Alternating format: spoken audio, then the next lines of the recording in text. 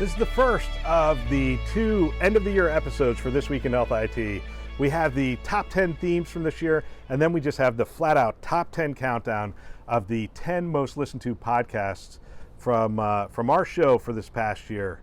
So sit back, relax, grab a latte, grab a eggnog, whatever. I have my red sweater on. For those of you watching on YouTube, you know we're at the vacation place. The kids are home for the holidays. We are going to start celebrating as soon as I'm done recording these last 2 shows for the year. My name is Bill Russell, CIO coach and creator of This Week in Health IT, a series of podcasts and videos and collaboration events designed to develop the next generation of health IT leaders. This episode is sponsored by Health Lyrics. I coach healthcare executives on technology, strategy, vision, and execution. Coaching was instrumental in my development as a CIO, and I'm excited about the progress my clients have made over the past year and really over the past couple of years. I have one more spot open for 2020, so if you're interested in talking to me about coaching, please visit healthlyrics.com to schedule your free conversation. Reminder, we need your feedback.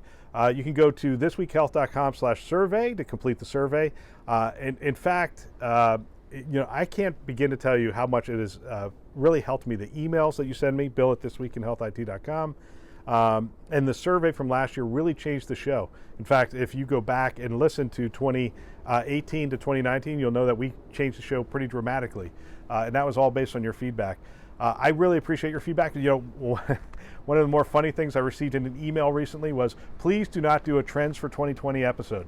So it sort of made me giggle, because after I read that article, now I'm seeing these trends posts and trends articles everywhere. So, it's that kind of feedback that keeps me from stepping in it and just, doing things that are kind of trendy. So, if you get the opportunity, your feedback is really helpful. thisweekhealth.com/survey will really help us to make a better show for you. Before we get started, I want to thank everyone who appeared on the show this year. We had so many wonderful guests. And I really just appreciate their time. Sometimes I'm interviewing them at conferences, and they are 2 and 3 people deep waiting to talk to these people. And it is just, I just appreciate them taking the time and sharing their wisdom and their insights with us. And I think, I'm really grateful for it, and I know that our listeners are grateful for it as well. And we appreciate your dedication to developing the next generation of health leaders. Now, without further ado, the top 10 themes.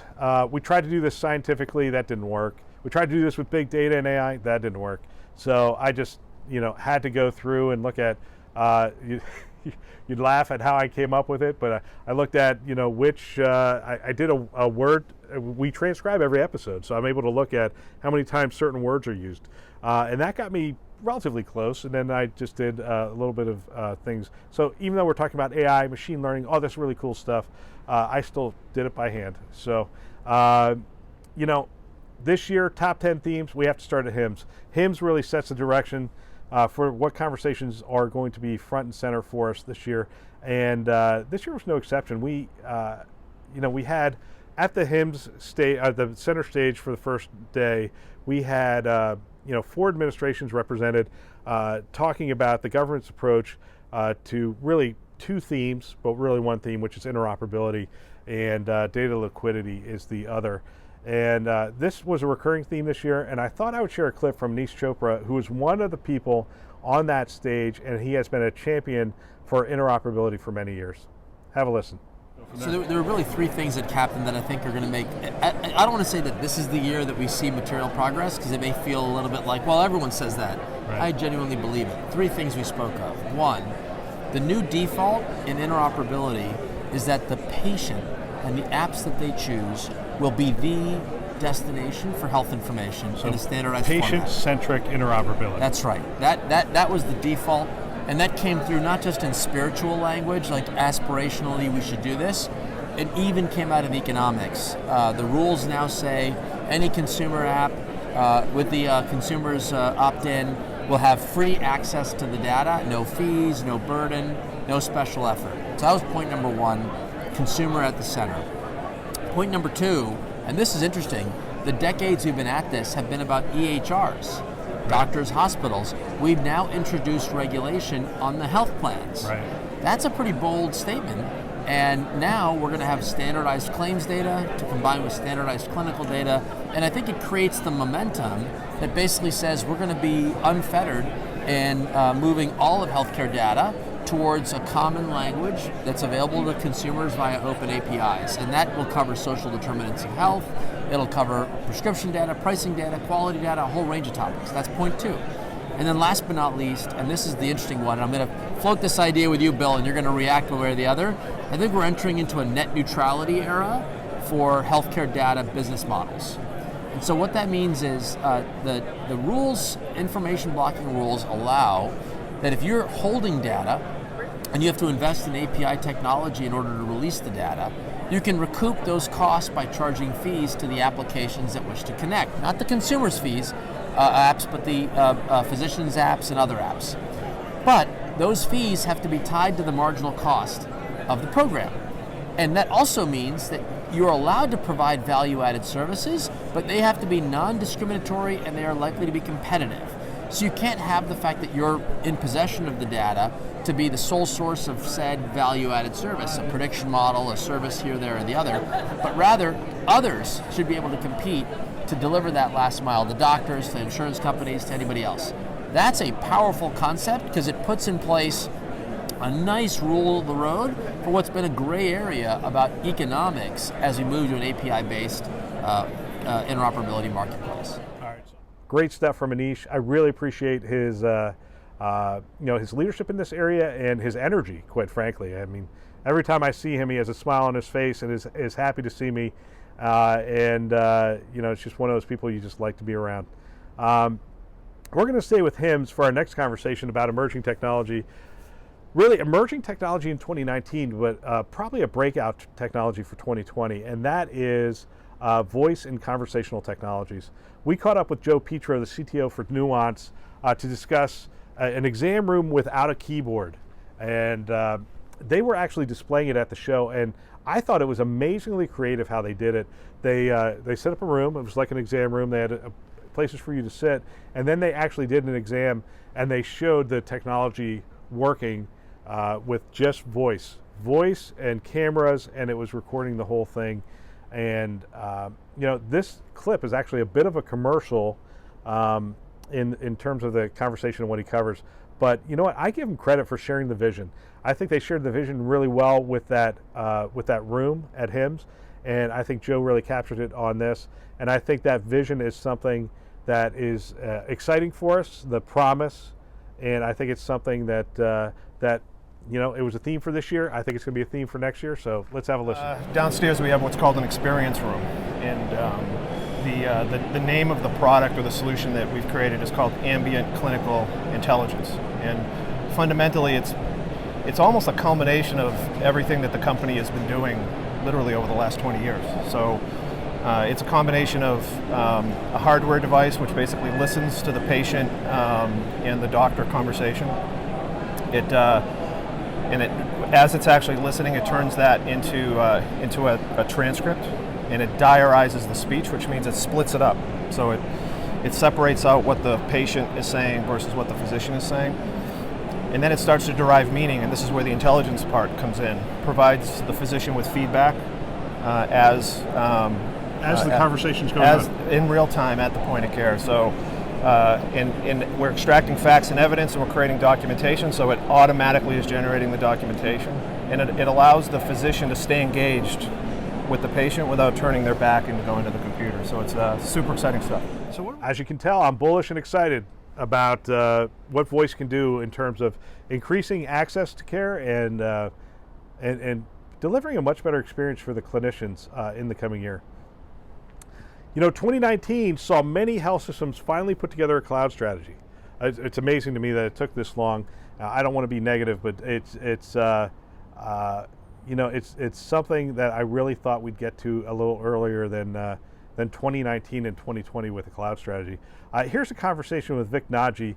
At the time, he was the acting CTO for the Cleveland Clinic, and he is a consultant with Sirius Solutions, Computer Solutions. And we talk about simplicity, simplifying your architecture, and about cloud and where it's going to be used.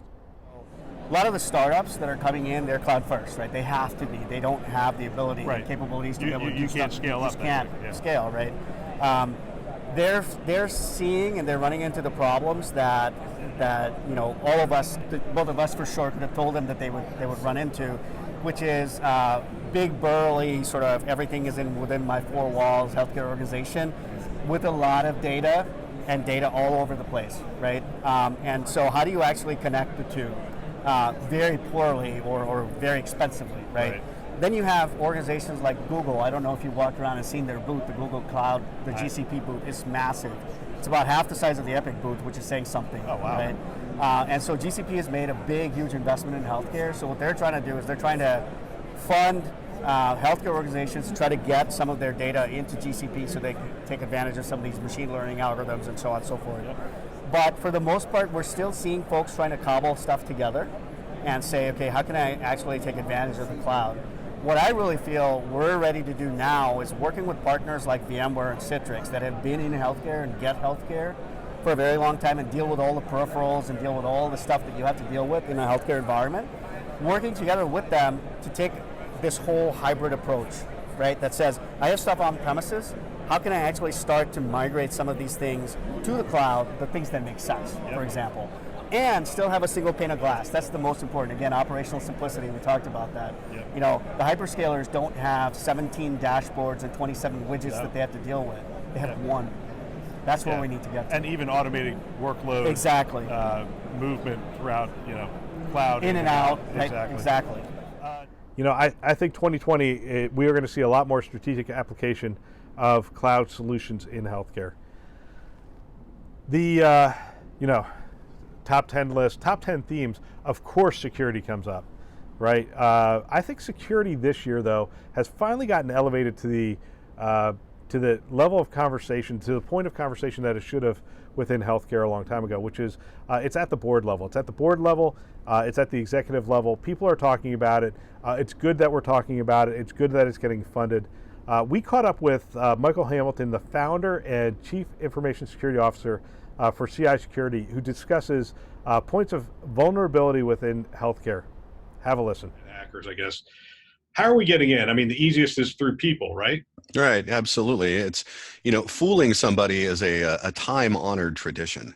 And if I can get you to give me your password so that I can just march into your network, maybe implant some kind of malware that's, put it on your computer, because now I have access to it, and start a ransomware event or something like that in order to extort the hospital. Right? It is, but I would make a distinction here, because there is a difference between a targeted attack, an actual attack where somebody did some research and they penetrated your organization on purpose with the intent to steal records or to extort you, versus somebody visited a website today that was bad when yesterday it was okay.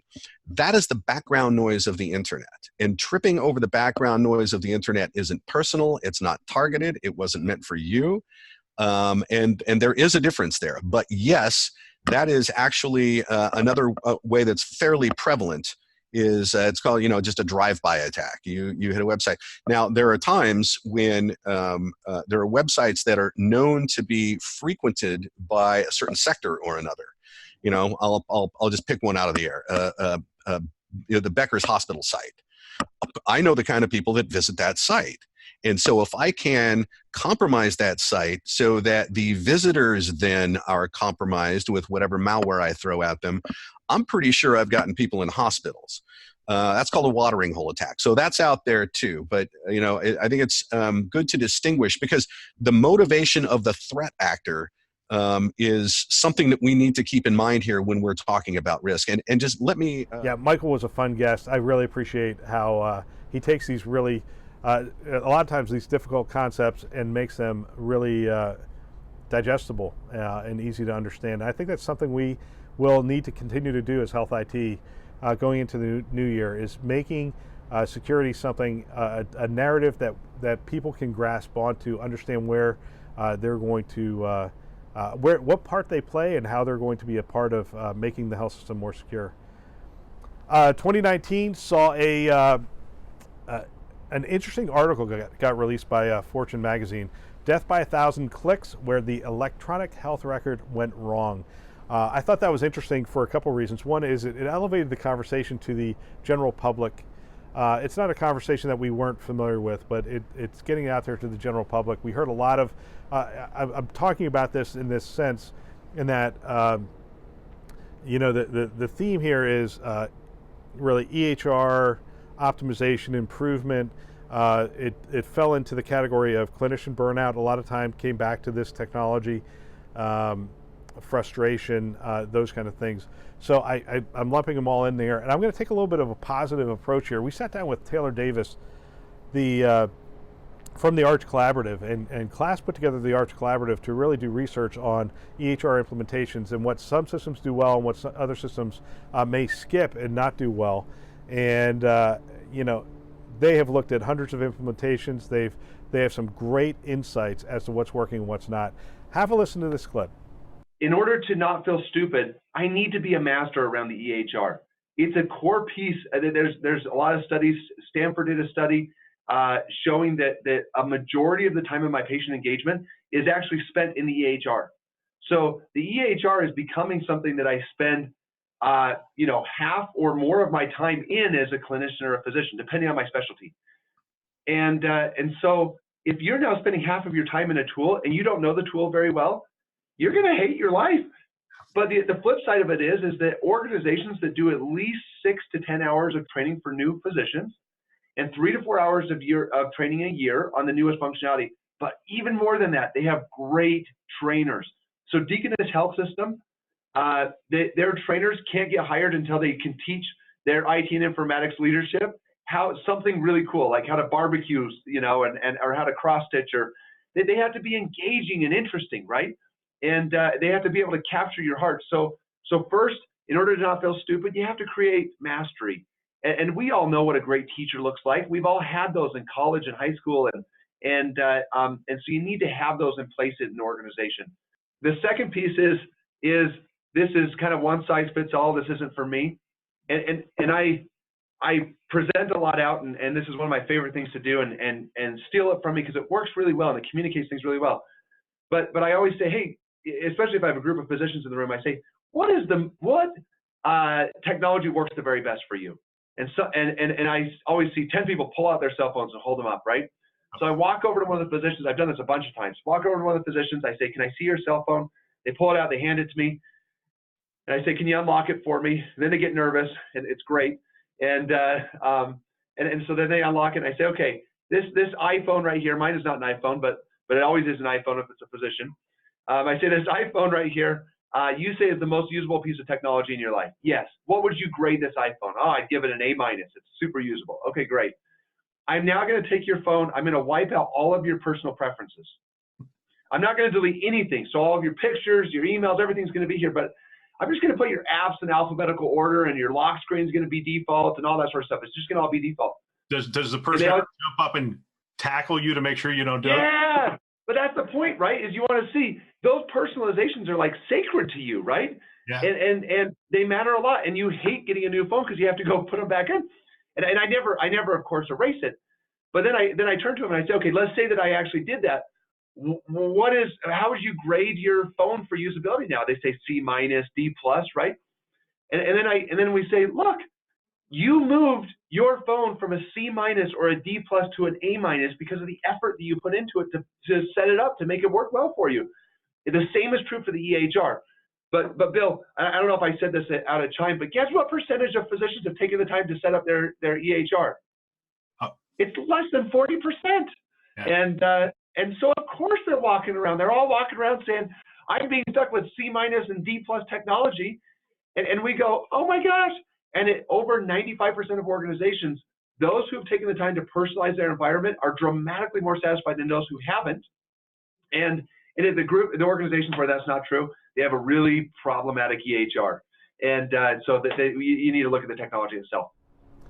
Yeah, great work by Class in this area. I look forward to more progress in the next year. If you haven't watched this episode, it's really worth digging it up on the podcast or on the YouTube site. Taylor does a great job in breaking this down for us. Gender diversity as part of a larger diversity problem that exists within health IT was a primary theme this year. Specifically women in healthcare IT and especially leadership roles was something that was discussed on several occasions. We caught up with Carolyn McGill, the CEO of Aetion, at the health conference in Vegas, and she shared a pragmatic approach to really addressing this challenge. So I think we covered multiple. I think taking the parity pledge is a good place to start. So making your commitment known.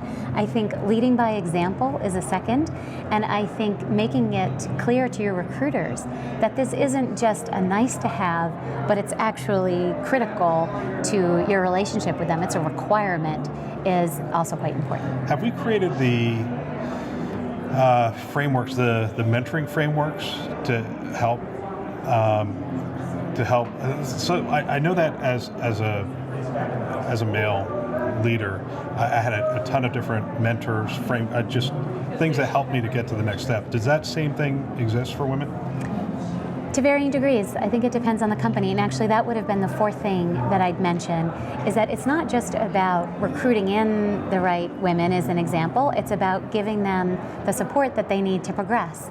And as we think about leaders in the organization, we don't just always want to hire from the outside.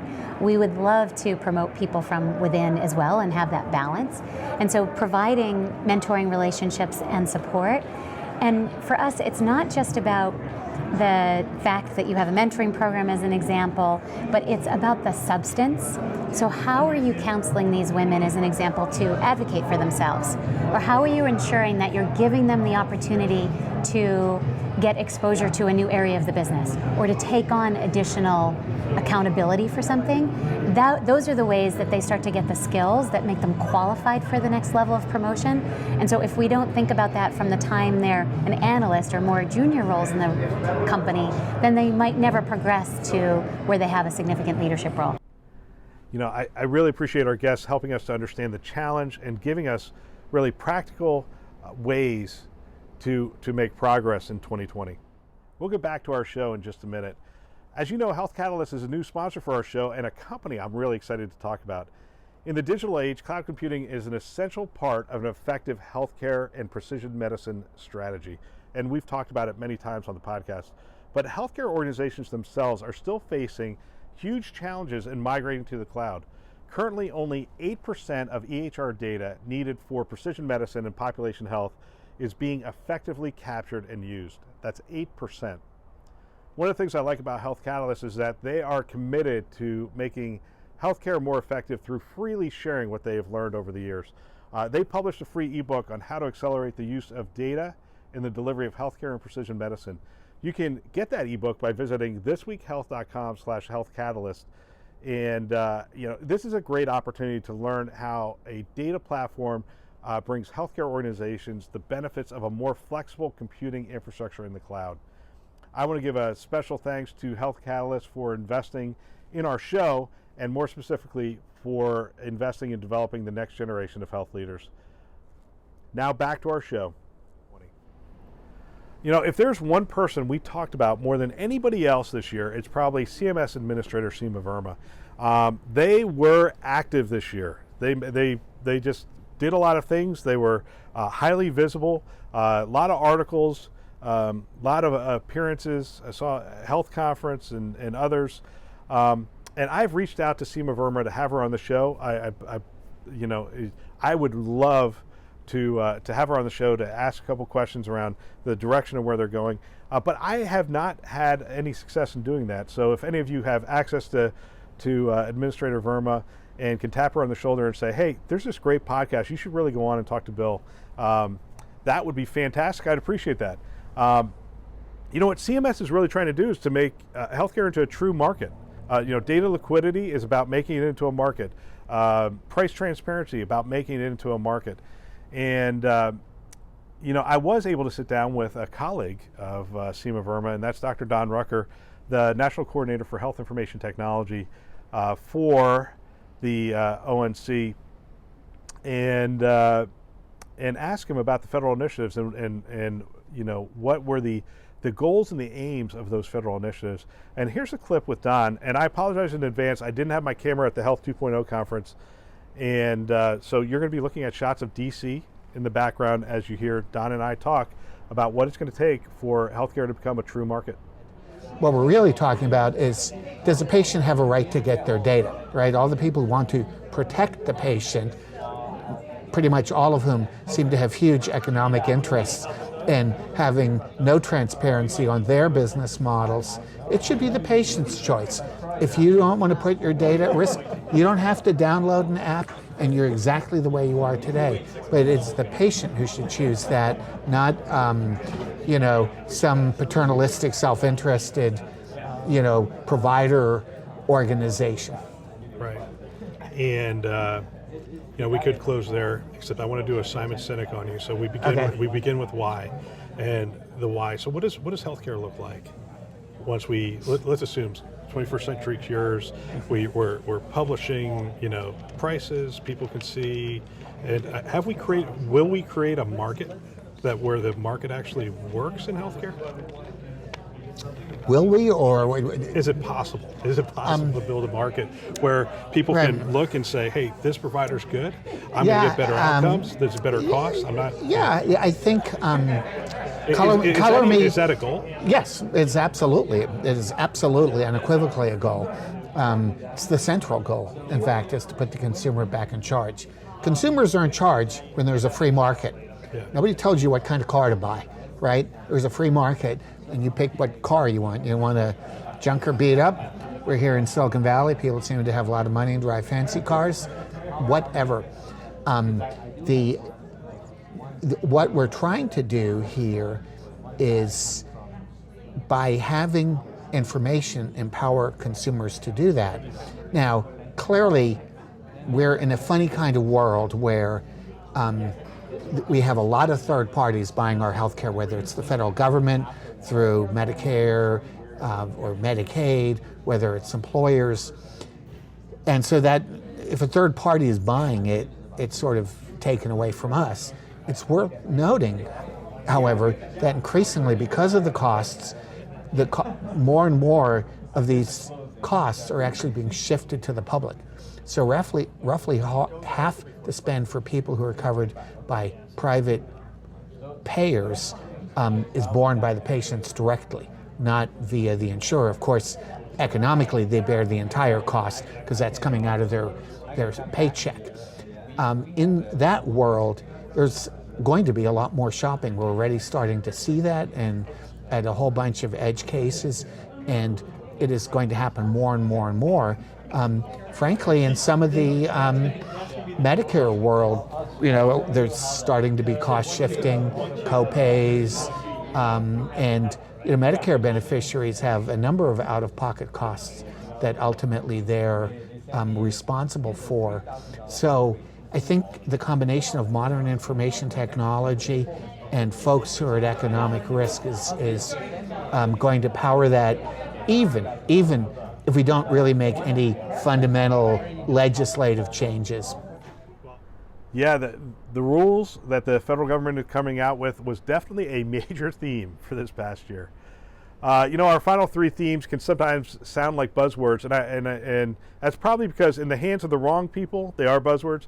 But in the hands of the right people, it elicits really, wonder and excitement to think about what is possible within healthcare. And the first major theme is innovation. And I had a lot of conversations about innovation this year, but the one I seem to be quoting the most as I talk to clients and I talk to others is a conversation I had with Nancy Ham, the CEO of WebPT, and her insight got me thinking, and I've had several really good conversations about it since then. So I just wanted to share that this piece with you, and as something to think about as we're talking about innovation. I have started saying lately that healthcare does not have an innovation problem. We have just a straight up adoption problem. And so there are plenty of great solutions that have demonstrated in a pilot they can work. The problem is startups focus on their technology and they don't focus on sales and distribution. So it starts with, what is your go-to-market model?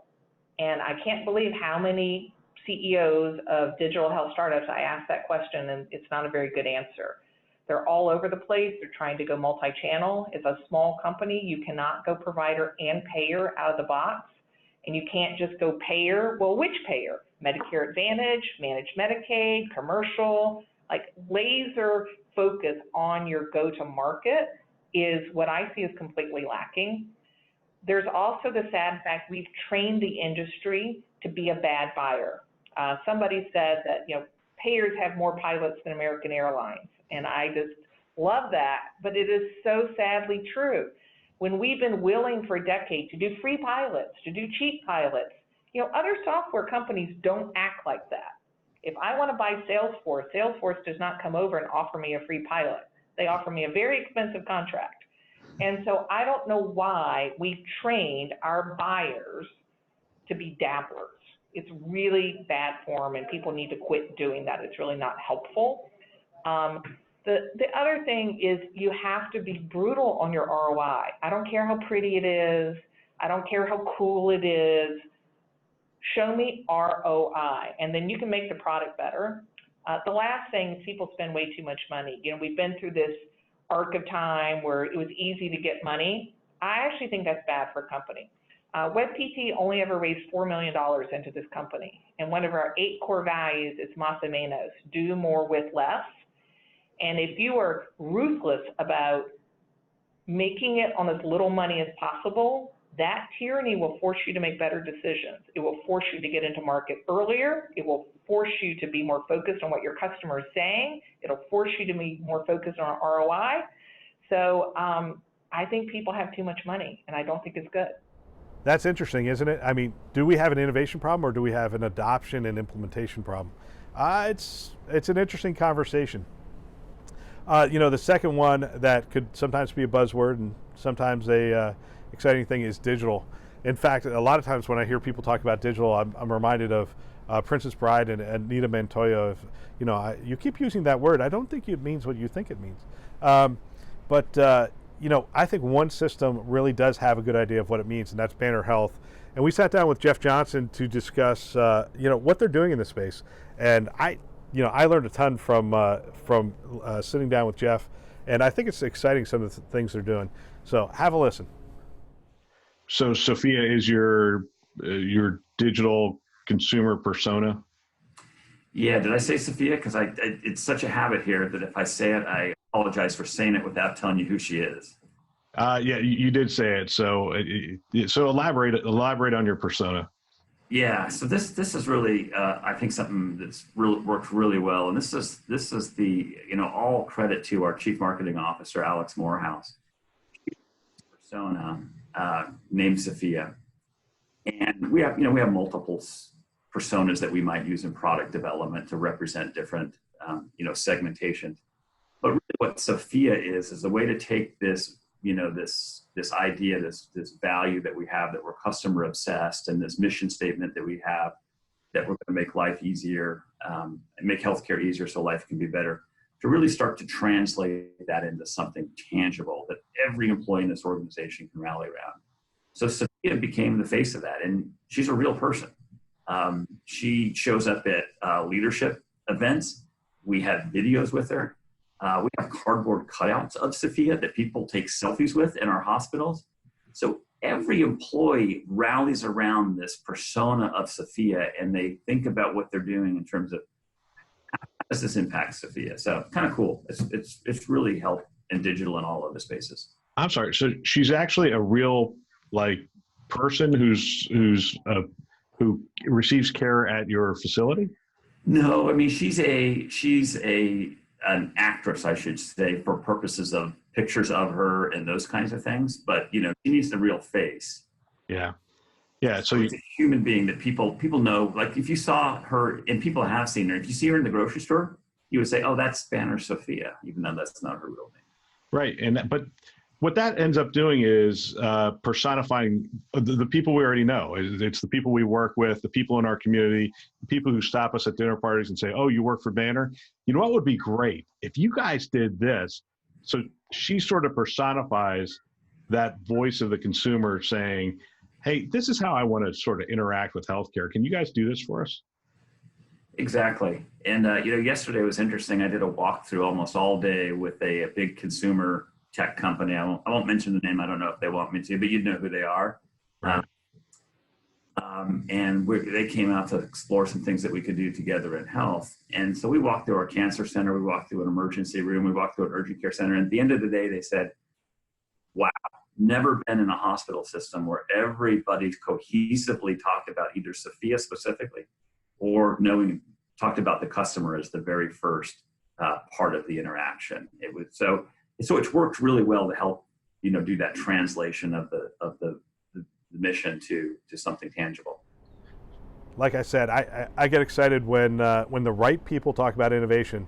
I get excited about the potential within healthcare. Finally, if you're wondering, this list is in no particular order, but the final theme we're going to talk about is data. Far and away, the word that was used the most within our podcast this year was the word data.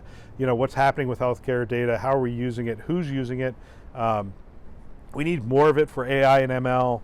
Are we using it without the patient's consent, as in the case of Nightingale, or are we using it to advance medicine, as in the case of Mayo? They both go to Google, and you have two really different responses to it. We sat down with several people who live in this space.